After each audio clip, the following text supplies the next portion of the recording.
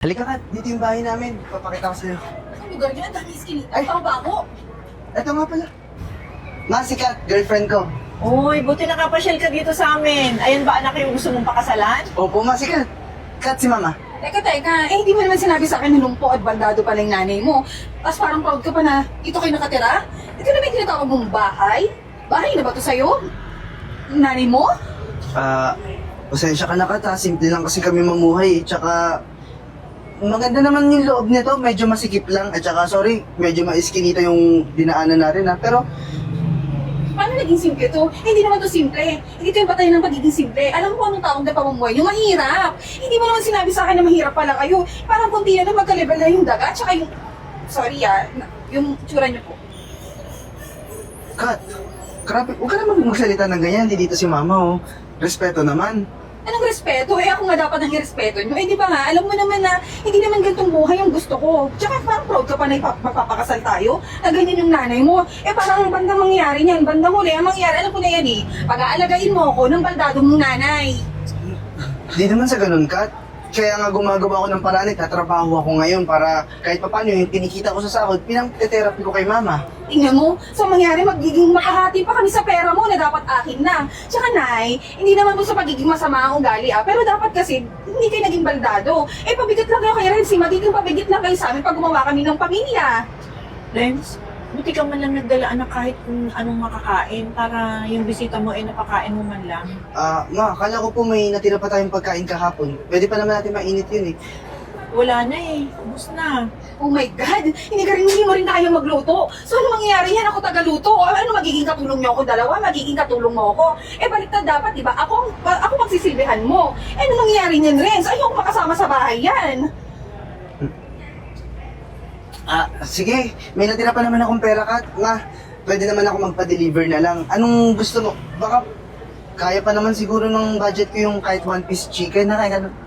One piece chicken, tatlo tayo. Sa ano, hati-hati tayo. Tsaka pwede ba, Renz? Sorry po pero kasi ayoko nga nung may kahati. Tapos kahati ko baldado. Inutil mo ng kwenta. Ano naman, mahiya ka naman sa akin. Hindi ako nahihiya sa inyo eh. Kasi kung talagang baldado na kayo, ano bang gagawin ko? Diba? Mahiya ka naman sa akin, Renz. Ganito lang kapayak ang buhay namin eh. Ano ang gusto mong gawin ko? Ako mag-a-adjust sa inyo. Hindi nga pwedeng ganun. Tsaka hindi ko naman kasalanan na payak. Kesyo payak, simple. Ayoko na ganun pamumuhay. Kat, sorry sobrang pasensya ka na talaga na ganito inadatnan mo na buhay namin. Si Mama, ilang weeks na din kasi siya nagte-therapy, medyo mahal din eh. Pero kalaunan, gagaling din naman siya, magiging okay siya, hindi mo siya kailangan alagaan. Tsaka pag nagpakasal na tayong dalawa, si Mama, magaling na siya noon. At tsaka, okay na yung buhay natin. Mukha pa bang gagaling yan? Mukha pa bang may lunas yan? Tsaka, bukod sa mukha siyang baldado, mukha namang walang naman yung utak niyan, Renz. Ayoko ng ganitong buhay. Ayoko ng kahit isang tuka. Malamang yun ang magiging ending natin eh. Tsaka, anong kasal? Ayoko nang pakasal sa'yo. Tsaka, sorry po manager kasi ako. Etong anak mo, hindi naman talaga ganun kayaman. Wala naman talaga posisyon. Ako manager ako eh. Kaya pwede ba, huwag na natin ituloy to. Huwag na tayo maglokohan. Ayoko na. Kat! Baho-baho dito. Kat! Kat! Ma, pasensya na po Hindi ko naman alam na magiging ganun yung reaction ni Kat eh. Hayaan mo anak, maraming babae sa mundo. Talagang may magmamahal rin sa'yo ng totoo. Halika na, Ma. Pasok na tayo sa loob.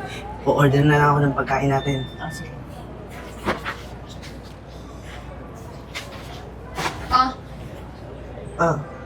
Ano to, Kat? Bobo talaga na ito eh. Malamang, ang trabaho mo. Ha? May kakasend ka lang sa akin sa email Hindi ko pa kasi natatapos yun May bago na naman. Alam mo, dati magaan yung trabaho mo na mag-boyfriend tayo. Hindi na kita boyfriend. Kasi nga, hampas lupa ka. Isama mo ni nanay mo para sa hampas lupa. Kaya ngayon, huwag ka na mag-expect na magaan na lang trabaho mo dahil wala ka ng kapit. Diba? Ngayon, gawin mo yan. Kat, yung trabaho na to para kay Josh at saka kay Arjan to eh. Hindi ko naman trabaho to. Bakit? Diba? Huwag mo akong kinakat-kat, ha? Tawagin mo ako manager. Ano, wala ka ng respeto, ha? Nakalimutan mo na? Ikaw kapag din ang mukha mo eh. Talagang abusado ka, palibas sa dati. Nung binibaby pa kita, yan ginaganyan ka. Huwag mo iparinig sa mga katrabaho natin na wala kang respeto, ha? Ako, nagigigil ako eh. Sorry po, ma'am. Dapat lang. Mamang itawag mo sa akin. Ha? Dapat nga, boss eh. Ikaw paganahin mo yung utak mo ha. Hindi kung saan saan napupunta yung utak mo. Ang laki-laki ng mukha mo. Hindi mo... Saan napunta yung utak mo? Kat, sorry ma'am, Kat. Bakit ganito na yung naging asta mo sa akin simula nung naghiwalay tayo? Eh, nung tayo naman, okay ka naman na. Okay naman tayo magsama. Eh kasi nga, nare-realize ko na hindi naman pala kita ka-level. Na mahirap ka lang, na mas mahirap pa nga kayo sa daga eh. Di ba? Tapos sa kapal ng mukha mo, dinala pa ako sa lugar nyo na nakakadiri na ang baho-baho. Hindi ka nahiya sa akin. Na yung pabango ko, yung mukha ko, yung mga skincare ko. Di ba kagagastos pa ako dahil sa'yo? Dahil dinala mo ako doon at pinakita mo pa sa akin yung nanay mong baldado? Sige, sorry. Sorry, Ma'am Kat. Gagawin ko na lang tong trabaho na to kapag natapos ko na yung mga sinend mo sa akin sa email kasi madami rin yun eh. Aba, dapat lang tapusin mo yung mga dapat mong tapusin.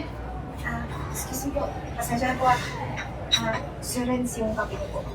Eden, sarap. Teka. Ano yan? Hoy, ano yan? Ba't siya pinagdagan mo ng kape? Ha? Eh, encoder lang dito yan eh. Ako dapat ang binibigyan mo ng kape, hindi siya. Ma'am, pasensya na po gusto ko rin po siya, di ba? At saka, paano po kita bibigyan ng kape wala ka po sa table mo? Nangangatwiran ka pa. Sa bagay, pares kayong bobo eh. Pinapagana niyo ba yung mga utak niyo, ha? Dito sa company na to, ang kailangan dito utak. Mukha bang wala kang utak eh. Ma'am, ginagamit ko naman po yung utak ko Kaya nga po, ginagawa ko yung trabaho dito ng ayos. Kung ginagamit mo yan, hindi mo yung pagsisilbihan. Kasi nga, tulad ng sinabi ko, encoder lang yan. Ano ba? Sa bagay kaya ka naging janitor eh. Kasi sa bagay, sa janitor, ginagamit ng doon kamay, paa, linis-linis. Hindi ginagamitan ng utak. Sa bagay, okay lang din. Naiintindihan kita. Kung gusto niyo, ma'am, yun na lang po ito. Hindi pa naman po inuman ni Sir. Hindi na. Ipapainom mo sa akin yung galing sa kanya dapat. Huwag na. Malang, tsaka hindi ako umiinom ng ganyang klaseng kape. Ha, pwede ba? Gamit na iinis talaga ako. Alam mo, ayoko talaga nakakasama sa trabaho yung mga bobo. Kung nagkataon nga naman, no, dalawang bobo pa yung nakita ko. Talaga nagsama pa kayong dalawa. Masyado naman na po kayong sumusobra sa mga sinasabi nyo. Huwag niyo naman ganyanin yung janitors natin si Eden. Eh, kabago-bago lang nito dito sa kumpanya natin, kaganyanin mo agad.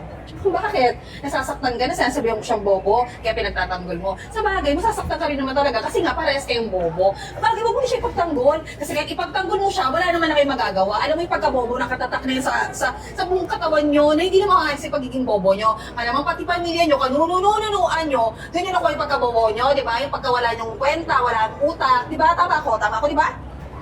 Ma'am, pasensya na po wala naman po siguro kung kinalaman yung mga pamilya namin dito para laitin nyo. Okay na po. Kami na lang po laitin nyo. Huwag nyo na po idamay sila. Ano mag idamay? Eh, saan nyo nakuha yan? Anong jeans yan? Anong nyo? Matalino kayo? Kung matalino yung mga magulang mo, kung hindi sila mga bobo katulad mo, hindi ka magkakaganyan. Kaya malamang yan, nakuha ko yun, huwag mo na i-deny kasi halata naman eh. Kasi kung matalino ka, hindi ka janitor, dapat manager ko, katulad ko. Ma'am, sorry, please kung hindi po dyan.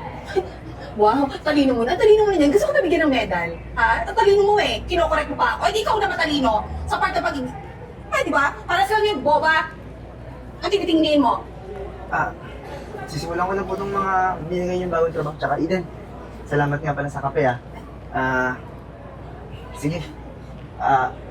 Kung may kailangan ka, mamaya sabihan mo na lang din ako. Balikan po, sir, kung may kailangan kayo sa akin. Hindi, wala na akong kailangan. Hoy, nandito pa ako. Di ba marunong na yan? Nandito pa ako naglalandian na kayo. Eh, kulang na lang mag-lampungan kayo eh. Paano mukha mo ha? Hoy, wala pang sanggal, nireject kita. Kaya pwede ba? Yung gawin niyo sa harapan ko yan? Tsaka teka lang, ano yan? Naglalampungan kayo? Bakit? Nagkakagustuhan na kayo? Pero okay lang, pagpapadpaw sa kanya, sa janitress, okay lang. Pares mo kayo mababang klase. Kala mo naman ganda-ganda. Sir, ito po yung kape nyo, pero... Anong sir? Mahal. Teka lang po. Bakit mahal po? Hindi naman po tayo eh. Hindi pa naman tayo. Doon din naman patungo yun. Nagyari ka pa. Alam ko namang crush mo ako kaya dala ka ng kape sa akin eh. Uy, sir, hindi Kapag po dito, lalandi ako. Ano, gusto ko mawalan ng ganang trabaho. Hindi nga yun. Alam ko naman na crush kita. Ay, sorry. Sorry, nadulas ako. Pwede ba manligaw? Ay, Alam mo, sir, sa mga sinasabi mo, hindi ka seryoso. Mabuti pa, Seryoso ako. tapos mo yung trabaho mo kaysa mapagalitan ka, mawalan yung trabaho. Wala akong pakialam dun sa mukhang tukmol na manager na yun. Dami-dami binibigay sa akin na trabaho, hindi ko naman trabaho to. Mamaya ko na to gagawin. Mabuti pa. Sumayin ka na ba? Hindi pa po eh. Ako na. Sagot ko na. Doon tayo sa kantin? Ay, sorry. Masyadong mabilis. Sige na, doon tayo sa kantin. Halika. Kain tayo. Sige po, sir. Halika dito. Ito. Ma, si Eden. Ay, Eden, si Mama. Eden. Hello po. Ano po? Oh, ano, kumusta ka? Okay lang po ako. Kayo po, kamusta po? Eto, siguro malapit-lapit na rin ako makalakad. Yun nga, Eden, pasensya ka na pala sa simpleng bahay namin at saka masigip yung dinaanan natin mga eskinita. Eto si Mama, medyo hindi okay yung paa niya pero pinapatherapy na namin. Okay lang yan. Sanay naman ako sa ganito. Kasi po dun sa amin, ganito rin po. Makikot po yung mga daan. Tsaka yung bahay po namin, simple lang din. Maliit. Pinagkakasya lang din namin mga magkakapatid. Sa kalagayan niyo po, naiintindihan ko po yun. Kasi ganyan po din yung mga magulang ko bago sila mawala. Ay, ulila ka na pala. Opo Tama si Eden, janitress kasi siya sa opisina, tsaka lagi niya akong binibigyan ng kape kaya parang napansin ko parang may gusto sa akin. Kaya pinorman ka na. Hindi naman po kasi yung trabaho ko dun eh. Aside po sa pagiging janitress, ako din po yung nag-office girl, nagbibigay ng mga kape sa mga boss ko. Pero alam mo, Eden, yung anak ko, gustong-gusto ko na yan makapag-asawa. Siyempre naman abang malakas-lakas pa ako ng konti, makita ko naman yung magiging apo ko. Ikaw ba naman, payag na ganyan lang ang maging asawa mo? Bakit naman po hindi? Kung nagmamahalan naman kami, tsaka bilin po ng nanay ko, kahit mahirap po yung mga papangasawa ko, basta mabait, maasikaso, tsaka nagkakaintindihan sa mga bagay-bagay. Basta yung nagkakasundo kayo, gano'n. Opo. Ano? Kita mo naman, napaka-humble lang talaga. Tita, kumain na po ba kayo? Naggatas naman ako kanina, Ay, pero tamang-tama po, meron po akong perang dala. May nakita ako dun sa kanto na karinderya, pwede po tayong kumain tatlo. Eden, hindi. Yung pera mo, sa'yo lang yan. Ako na. Si Renz na, baby. Tsaka, yung karindere na nakita mo sa kanto, lagi kami kumakain doon. Masarap talaga doon. Binabalik-balikan, lalo na yung dinuguan at tsaka yung kare-kare nila. Ano? Nakain ka ba? Oo naman, kahit ano naman, wala naman akong pili. Ako na magtutulak kay mama, tapos yung bag mo sa loob, pwede mo na siyang kunin, tapos, alika na, kumain na tayo. O sige, saglit lang po ha. Sige. Ano ma? Approve? Okay. Sabi ko naman sa'yo mabait talaga si Eden, napansin ko na, lagi akong binibigyan ng kape, tsaka minsan binibigyan yung mga lunch, nililibre ako. Okay na yan, anak. Okay. Hanggang pati yung loob ko sa kanya. Hindi mabuti kung gano'n. O, tara na, kain na tayo.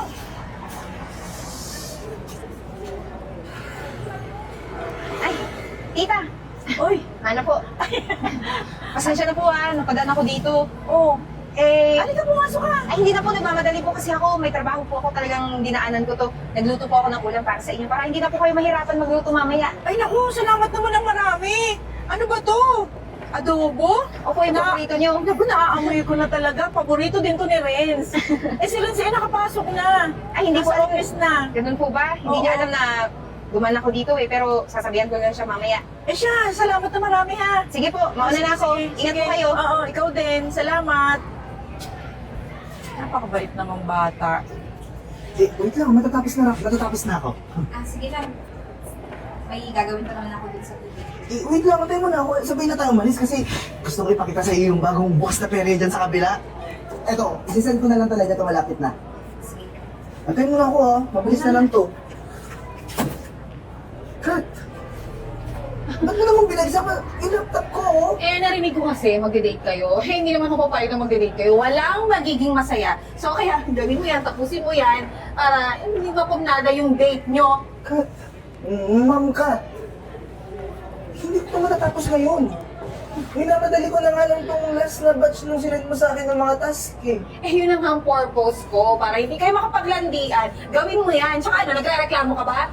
Manager ako dito, encoder ka lang. Hindi naman sa nagre-reklamo ko, ma'am, pero wala naman kayo sinabi na mag-overtime ako ngayon Patapos na yung shift ko Ngayon nga sinabi ko mag-overtime ka. Kung gusto mong patulong ka sa kanya, pero malamang wala kang maitutulong Kasi nga, wala naman laman yung utak mo. Tsaka bet wala naman talagang, wala naman siya maitutulong sa'yo. Kaya ako sa'yo, gawin mo na, simulan mo na ngayon para matapos ka, kinabukasan. Ma'am Kat, pwede bang iuwi ko na lang to sa bahay? Doon ko na lang tatapusin kasi magsasara na rin itong opisina natin Ay, hindi. Di, bukas ka na umuwi. Gawin mo yan. Huwag ka na nga nagre-reklamo. Pwede ba? Huwag mo ako pinapasigaw. Ma'am, pasensya na po, hindi naman sa nangingialam. Tama naman po siya Okay lang kung babayaran siya ng overtime. Papayag naman ako na hindi kami mag-date kasi trabaho naman yan. Anong hindi nangingialam nangingialam ka na nga. Pwede ba? Hindi naman kita tinatanong Tsaka ano bang may offer mo sa kanya? Di ba wala? Yung kalandian mo lang. Pero kaya ko ang sa'yo, huwag ka na sumabat. Gawin mo yan. Ma'am Kat, may hinahabol kasi kami na bagong bukas na periodo. Meron silang mga promo na mga voucher na mga rides. Kaya, gusto ko na matapos nung agad na trabaho. Patapos na ako dito. Sige na, maawa naman na kayo. So, anong gusto mo? Anong gusto mong gawin ko maawa ako? Oo, kawawa ka naman. Oo, okay ka na doon, naawa ko. Pero hindi, gawin mo yan. Ano perya? Kadiri talaga kayo. Oo, kadiri mga, alam mo yan yung mga puntahan ng mga purita, mga poor katulad yung dalawa. Eh bakit di ba, sabi ko okay lang naman na kung kami magkarelasyon, eh bakit po parang tutol kayo? Sumasabat ka na naman, hindi naman kita kinakausap. Ang pakialam mo ba? Basta gawin mo yan, ha? Yes, hello, Ma'am Yvette? O, pupunta po sa inyo, sa office nyo? Kasama silang dalawa? Okay po, sige. Hoy, pumunta daw tayo ngayon dun sa office ni Ma'am Yvette. Huwag isasabay sa akin, ayoko kayo kasabay. Bakit daw? Pagalitan tayo. Hindi. Sige. Puntahan na lang muna natin kasi mukhang urgent yun. Si Ma'am Yvette yung nagpapatawag eh. Sige na. Hello, Ma'am Yvette! Nandito na pala kayo. Sorry, yun na nga. Pinapunta ko kayo dito dahil may special announcement ako. Yung may-ari dito, tapos na sa pagpapa-opera.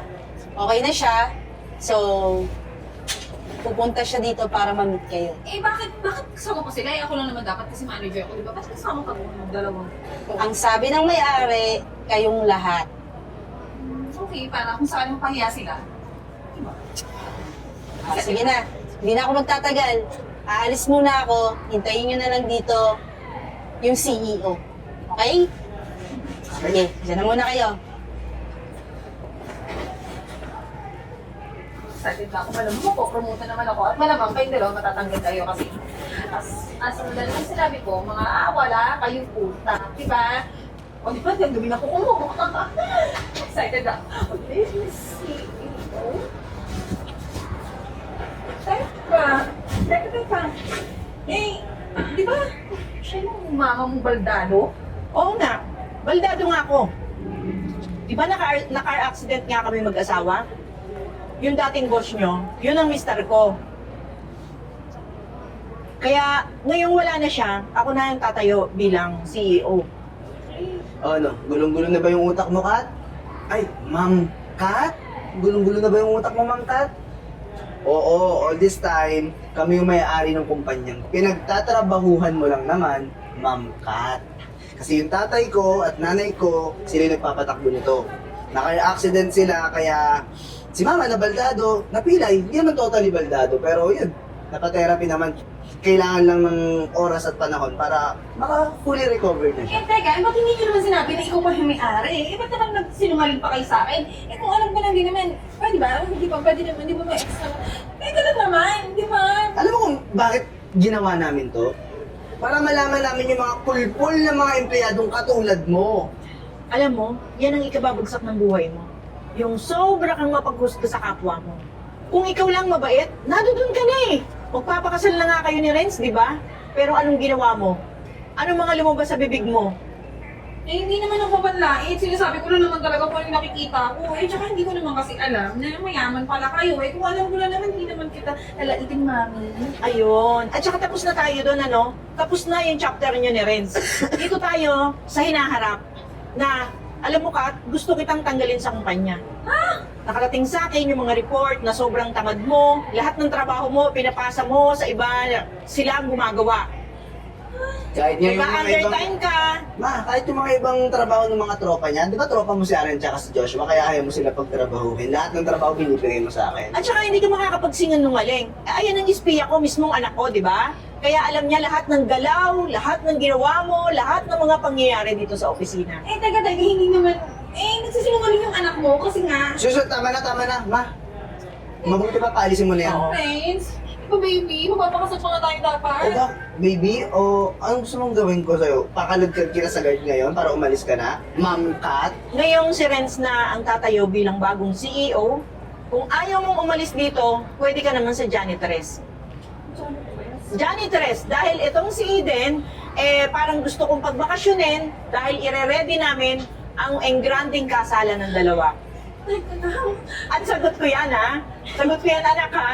And then, sandali lang, ma'am. Ayokong maging janitress ko sa kumpanya. Kahit anong posisyon dito sa kumpanya, hindi ka pwede. Ang bagay sa'yo, lahat ng mga partners natin ng mga malalaking company, mag-a-apply ka dun alam ko. Kaya ipapa-blacklist kita.